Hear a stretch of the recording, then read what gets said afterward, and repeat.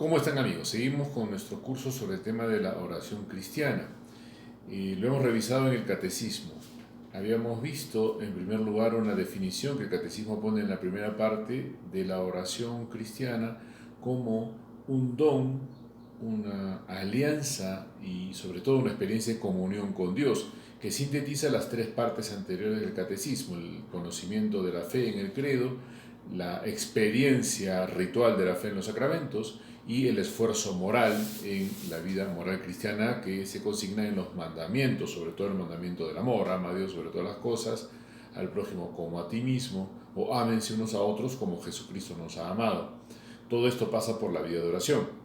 Inmediatamente después vimos cómo la oración es parte de la revelación, es decir, la oración cristiana no es una recomendación más, no es una cuestión opcional, es algo revelado para la salvación. La persona que no ora no se salva, porque es imposible alcanzar la salvación si uno no está en contacto con Dios, y ese contacto con Dios es una relación que se llama oración. En el fondo es bastante sencillo. El cristianismo no es una religión de alguien que lee unas palabras escritas en piedra y hace el esfuerzo moral y autosuficiente de cumplirlas en la medida de lo posible.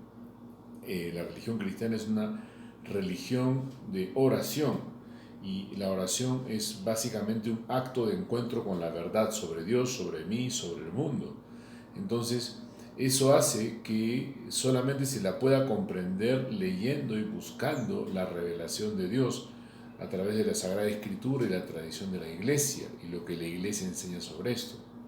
Entonces el catecismo comienza hablándonos del Antiguo Testamento. Ya revisamos la vez pasada cómo la oración es un impulso universal de todas las personas, pero que también se concentra en los grandes orantes que aparecen en el Antiguo Testamento: los patriarcas antediluvianos, Noé, Enoc, y sobre todo los grandes hombres orantes de todo el Antiguo Testamento, entre los que destacan Abraham, Moisés, David, los profetas y el libro de los Salmos, que es la gran escuela de oración, el cancionero del templo. Bien, todo esto además llega a su plenitud en lo que el catecismo llama, porque la Biblia lo llama así, la plenitud de los tiempos. ¿Y por qué se llama la plenitud de los tiempos? Porque si Dios se hace hombre y comparte el tiempo humano, el tiempo se convierte desde ese momento en plenitud, en la ocasión, en el lugar de encuentro con Dios mismo. El tiempo, queridos amigos, es la otra cara de la eternidad para el cristianismo. Lo que hacemos en este tiempo rebota en la eternidad. Por eso es que la oración es el tiempo mejor invertido. Pero aparte de eso, este tema de la plenitud de los tiempos nos habla pues del Nuevo Testamento, este nuevo don que Dios le da a la humanidad y que la renueva completamente. Y evidentemente el centro de esta plenitud de los tiempos es Jesucristo.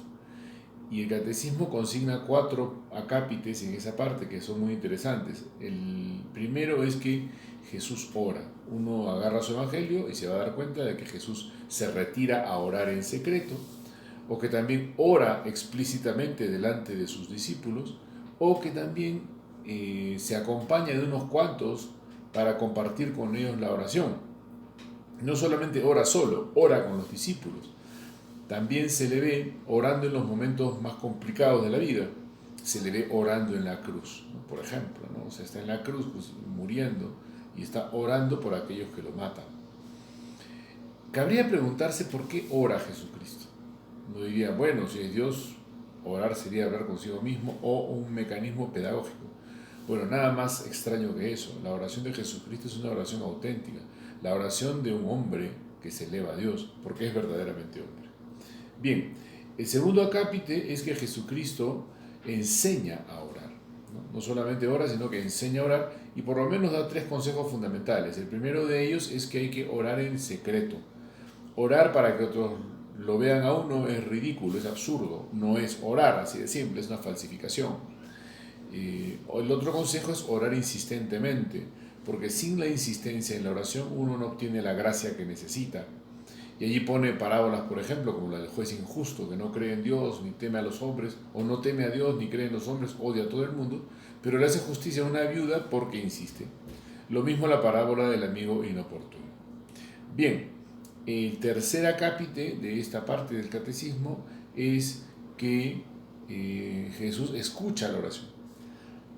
Y en verdad es totalmente lógico también. Si él no escucha la oración, ¿para qué enseña a orar? Sería absurdo, pues, ¿no? Entonces, hay muchos pasajes en los evangelios donde se ve que Jesús escucha la súplica de alguien y lo atiende, ¿no? Y eso pasa con todos nosotros. Jesús realmente nos escucha. El cristiano que no crea que Jesús lo escucha, no cree en Jesús, no cree en Dios. O por lo menos no cree que Dios hizo hombre en Jesús, que Jesús es Dios y verdaderamente Dios y verdaderamente hombre. Entonces uno se podría preguntar, ¿y si nos escucha, por qué no nos responde? Y en realidad sí que nos responde. Los que no escuchamos la respuesta somos nosotros. Porque claro, nosotros somos limitados y además somos pecadores y tenemos muchas oscuridades adentro. Entonces la oración es el ejercicio de buscar escucharlo, porque Él nos escucha antes. Y por último aparece una cápita muy importante sobre la oración de la Virgen María. Y ciertamente es la oración de la Virgen María la que permite que en nosotros nazca la vida de oración. Para el cristiano, María es el fruto más importante, el primero y el más preclaro de la redención y de la salvación. María, podríamos decir así, es el modelo humano más completo al cual todo ser humano tiende desde lo más profundo y desde lo más bueno que tiene. Esta consideración es muy importante para entender el cristianismo. No hay cristianismo sin cruz, no hay cristianismo sin María, porque María nos ha dado al Hijo y porque María es la primera que ha recibido toda la gracia posible que el Hijo entrega a los hombres. Entonces, su oración es modélica y es fundamental. Tanto la oración que se consigna de ella en los Evangelios, el Magnificat, como la oración que la Iglesia a lo largo de los siglos ha recogido sobre ella, el Ave María, con las dos partes, ¿no? Las dos partes bíblicas, las palabras del ángel, las palabras de Isabel y la súplica que la Iglesia hace en dos momentos, ahora y en la hora de nuestra muerte, los momentos claves de la vida de todo cristiano. Listo, con eso le hemos dado una pequeña repasada a esta parte del catecismo. Nos vemos.